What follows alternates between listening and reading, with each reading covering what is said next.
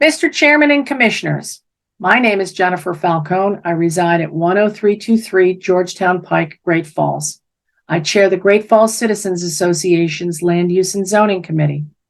My remarks this evening focus on several areas of the proposal to reauthorize the zMOD amendment.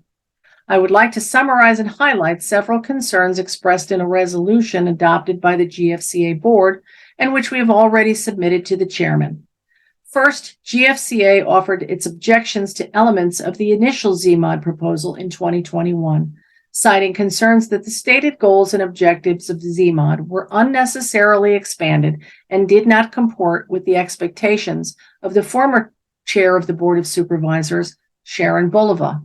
In 2018, she hoped zMOD would create an end product that was more user-friendly, more readable, and more up-to-date, while providing a contemporary framework for the implementation of zoning rules for Fairfax County into the future. While some improvements in readability and organization may have resulted creating it as a web-enabled and word-searchable document, there were also substantive provisions of concern that resulted in the elimination of transparency in the decision-making process. For example, by reducing the number of hearings and substituting a process of administrative approvals by staff, zMOD limited opportunities for stakeholders to raise concerns on the record. Citizen input regarding land use and zoning decisions would ensure balance in the decision-making process. Public forums ensure that transparency exists and that the government is accountable for its decisions.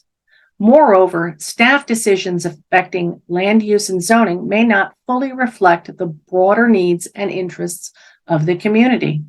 It is important for the public to have a role in this critical decision-making process, and that the parties who are directly affected or potentially harmed by the outcome of a land use or zoning decision have fair input.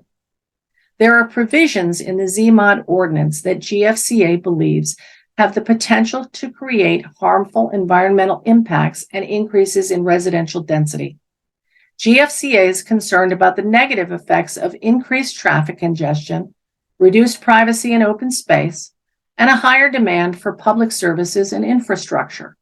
Changes in provisions related to ALUs and home businesses can also lead to social tensions and conflicts within communities and substantive conflict with the county's comprehensive plan, especially if these uses are not appropriately integrated with existing residential neighborhoods. GFCA has concern about the environmental impacts that the allowance of certain home-based businesses may have on those areas that are dependent on private well and septic disposal systems. Great Falls is one of those areas. Furthermore, as the rest of the county is served by public water, both the Potomac and Occoquan watersheds are sources of water used for current or potential future drinking water.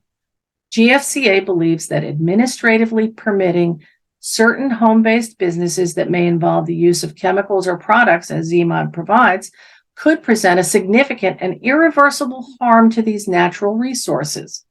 Accordingly, more study is needed to ensure that actions allowable under the proposed ordinance do not put those natural resources and the population at risk.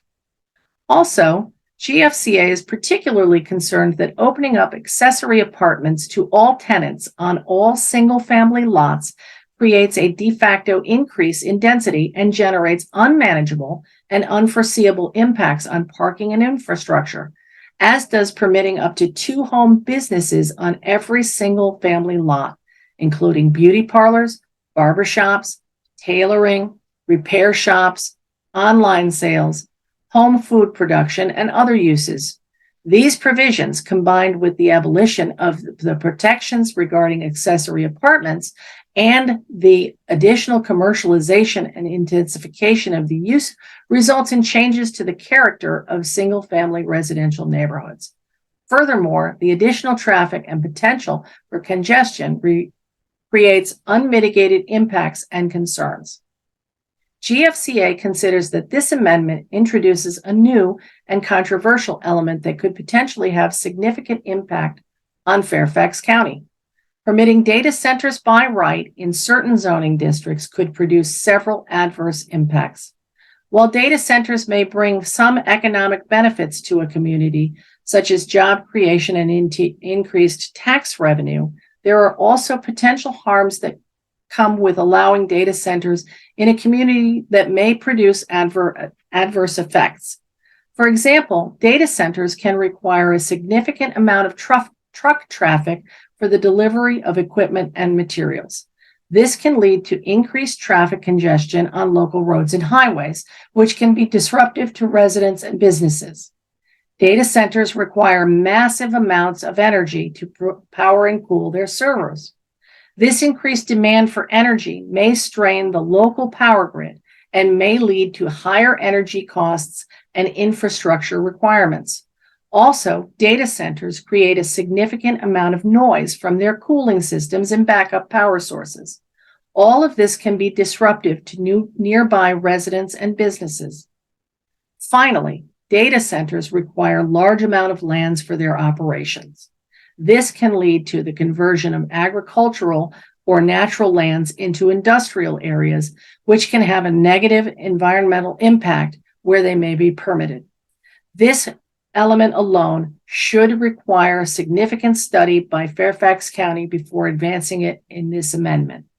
Accordingly, GFCA believes that this amendment process deserves further opportunities for public engagement in listening sessions and workshops similar to those conducted in connection with the SSPA process. GFCA believes that more time and citizen involvement should be required before acting on this amendment.